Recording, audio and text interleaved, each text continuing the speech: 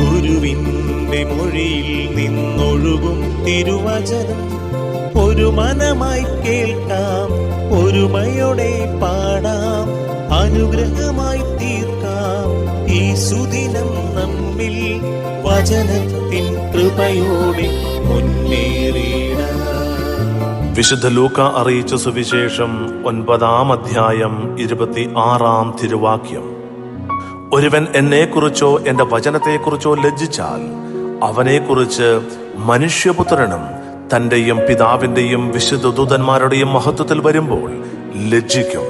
കാരുണ്യവാനും സ്നേഹനിധിയുമായി ഞങ്ങളുടെ നല്ല ദൈവമേ, അങ്ങ് തിരുവചനത്തിലൂടെ ഇന്ന് ഞങ്ങളോട് ആഹ്വാനം ചെയ്യുക.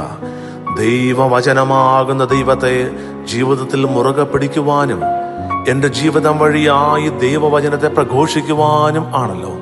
ദൈവമേ, അങ്ങയുടെ തിരുവചനത്തിന് ഞാൻ എൻ്റെ ജീവിതത്തിൽ ഇടം നൽകുമ്പോൾ, അങ്ങയുടെ തിരുവചനത്തെ എൻ്റെ ജീവിതത്തിലൂടെ പ്രാവർത്തികമാക്കി ഞാൻ മറ്റുള്ളവരുടെ മുമ്പിൽ പ്രഘോഷിക്കുമ്പോൾ, കർത്താവേ, അങ്ങ് എന്നെ ദൈവപിതാവിൻ്റെയും ദൈവദൂതന്മാരുടെയും മുമ്പിൽ മഹത്വപ്പെടുത്തുമെന്ന് അങ്ങ് വാഗ്ദാനം ചെയ്യുന്നുവല്ലോ.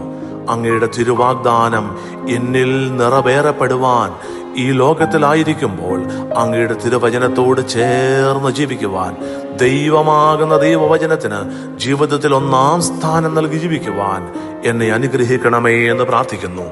ദൈവവചനത്താൽ നിറയപ്പെട്ട, നയിക്കപ്പെട്ട, വിശുദ്ധീകരിക്കപ്പെട്ട് അഭിഷേകം ചെയ്യപ്പെട്ട ഒരു ദിവസം ഇന്ന് ദൈവം നിനക്ക് നൽകട്ടെ എന്ന് പ്രാർത്ഥിച്ചുകൊണ്ട് നമ്മുടെ കർത്താവ് ഈശോ മിശിഹായുടെ കൃപയും പിതാവായ ദൈവത്തിന്റെ സ്നേഹവും പരിശുദ്ധാത്മാവായ ദൈവത്തിന്റെ സഹവാസവും പരിശുദ്ധ അമ്മയുടെയും നീതിമാനായ മാർ യൗസേപ്പിന്റെയും മാധ്യസ്ഥവും സകല മാലാഖമാരുടെയും വിശുദ്ധരുടെയും സംരക്ഷണവും നൽകി സർവശക്തനായ ദൈവം നിങ്ങളെ ആശീർവദിച്ചനുഗ്രഹിക്കട്ടെ, ഇപ്പോഴും എപ്പോഴും എന്നേക്കും. ആമേൻ. വചനത്തിൻ കൃപയോടെ മുന്നേറി